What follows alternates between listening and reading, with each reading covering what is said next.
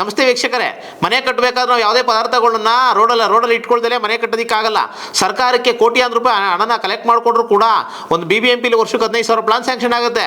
ಒಂದು ಬಿಲ್ಡಿಂಗ್ಗೆ ground rent ಇನ್ನೊಂದು ಅಂತ ಹಾಕ್ಬಿಟ್ಟು ಒಂದೊಂದು ಬಿಲ್ಡಿಂಗ್ ಸರಿ ಸುಮಾರು ಅಂದ್ರೂ ಕೂಡ 50,000 ಫೀಸ್ ತಗೋತಾರೆ. 50,000 20,000 ಒಂದು 1,000 ಕೋಟಿ ದುಡ್ಡು ಬರುತ್ತೆ.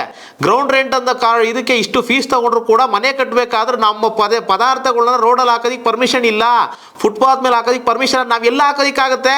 ನಿನ್ನೆ ಬಸವನಗುಡಿ ಇದೇ ಥರ ಆಗಿದೆ. ಏನಪ್ಪ ಅಂದ್ರೆ ಯಾರೋ ಮಾರ್ಷಲ್ ಬರ್ತಾರೆ, BBMP ಮಾರ್ಷಲ್ಲು, ಇಲ್ಲ ಸಲ್ಲದ ರೆಸಿಪ್ಟ್ ಕೊಟ್ಟು ನಾವು ಸ್ಟೀಲ್ ಜಪ್ತಿ ಮಾಡ್ಕೋತೀವಿ ಅನ್ನೋ ಕಾರಣಕ್ಕೋಸ್ಕರ, ಸ್ಟೀಲ್ ತುಂಬ್ಕೊಂಡು ಹೋಗ್ತೀವಿ ಅನ್ನೋ ಕಾರಣಕ್ಕೋಸ್ಕರ ಇಲ್ಲದೆಲ್ಲ ಪೆನಾಲ್ಟಿ ಕಟ್ಟಿದ ಮೇಲೆ ರೆಸಿಪ್ಟ್ ತೆಗೆದು ನೋಡಿದ್ರೆ ಆ ರೆಸಿಪ್ಟಲ್ಲಿ ಏನೂ ಇಲ್ಲ. ಅದು ಒಂದು ಫೇಕ್ ರೆಸಿಪ್ಟು. ಅದರಲ್ಲಿ ಏನಪ್ಪ BBMP ಹ್ಯಾಂಡ್ ಓವರ್ ಆಗೋಗಿದೆ. BBMP ಅಕೌಂಟ್ ಹಡ್ಸನ್ ಸರ್ಕಲಲ್ಲಿ ಈ ಥರ BBMP ಅಕೌಂಟ್ ಸೀಸ್ ಆಗಿದ್ರು ಕೂಡ ಈ BBMP ಅಕೌಂಟಲ್ಲಿ ದುಡ್ಡು ತಗೊಂಡು 5,000 ರೂಪಾಯಿ ಕ್ಯಾಶ್ ಕಲೆಕ್ಷನ್ ಅಂತ ಹಾಕ್ಬಿಟ್ಟು ರೆಸಿಪ್ಟ್ ಕೊಡ್ತಾರೆ. ಯಾವುದಿದು?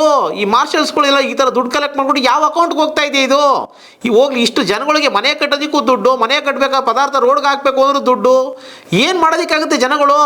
ಏನು ಓಟ್ ಹಾಕಿದ್ದೆ ತಪ್ಪಾ? ಈ ಥರ ಆದರೆ ಮನೆ ಕಟ್ಟೋರ್ಗೂ ಬಿಡೋದಿಲ್ಲ ಅಂತಂದ್ರೆ ಇನ್ನು ಎಲ್ಲಿ ಹೋಗ್ಬೇಕು? ಫುಟ್ಪಾತ್ ಕ್ಲಿಯರೆನ್ಸ್ ಮಾಡಿ, ಅಂಗಡಿಗಳು ತೆರವುಗೊಳಿಸಿ, ಆಗ ಇನ್ನೊಂದಾಗುತ್ತೆ, ಇನ್ನು ಎಲ್ಲ ಮಾಡ್ಕೋತಾರೆ. ಅವರೆಲ್ಲ ಏನೋ ಅನಾಥರೈಸ್ ಮಾಡ್ತಾ ಇರ್ತಾರೆ, ಅಂಗಡಿ ನಡೆಸ್ತಾ ಇರ್ತಾರೆ, ಇನ್ನೊಬ್ರು ಮಾಡ್ತಾರೆ. ಮನೆ ಕಟ್ಟೋರು ಎಲ್ಲಿ ಹೋಗ್ಬೇಕು? ಮನೆ ಕಟ್ಟೋರು ಪದಾರ್ಥನ ರೋಡಲ್ಲಿ ಇಡಬೇಡ ಅಂದರೆ ಮನೆ ಎಲ್ಲಿ ಕಟ್ಟೋದಕ್ಕಾಗುತ್ತೆ?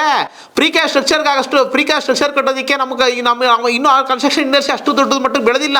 ಯಾವುದು ಪ್ರೀ ಕ್ಯಾಸ್ಟ್ ಇನ್ನೂ ಸಿಗ್ತಾ ಇಲ್ಲ. ಪ್ರೀ ಕ್ಯಾಶ್ ಸಮ್ ಸಿಗುತ್ತೆ, ಪ್ರೀ ಕ್ಯಾಶ್ ಇದು ಸಿಗುತ್ತೆ ಅಷ್ಟೇ. ಪ್ರೀ ಕ್ಯಾಶ್ ಬಿಲ್ಡಿಂಗ್ ನಾವು ಕಟ್ಟೋದಕ್ಕೆ ಆಗಲ್ಲ.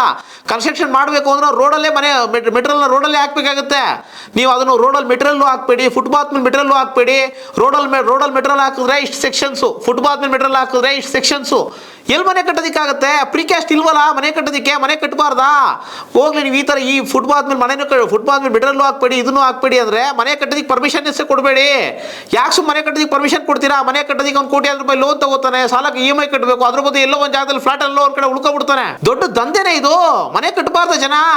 ಫುಟ್ಪಾತ್ ಕ್ಲಿಯರೆನ್ಸ್ ಮಾಡಿ ಆಯಿತು, ಅನಾಥರೈಸ್ ಇರೋರಿಗೆ ಯಾರೋ ಒಬ್ಬ ಅಂಗಡಿ ಹಾಕ್ಕೊಂಡಿರ್ತಾನೆ, ಇನ್ನೊಬ್ಬ ಎಂಕ್ರೋಚ್ ಮಾಡ್ಕೊಂಡಿರ್ತಾನೆ, ಅವ್ರದ್ದೆಲ್ಲ ಕ್ಲಿಯರ್ ಮಾಡಿ, ಒಪ್ಕೊಳ್ಳೋಣ, ಅದೆಲ್ಲ ತಪ್ಪಿಲ್ಲ.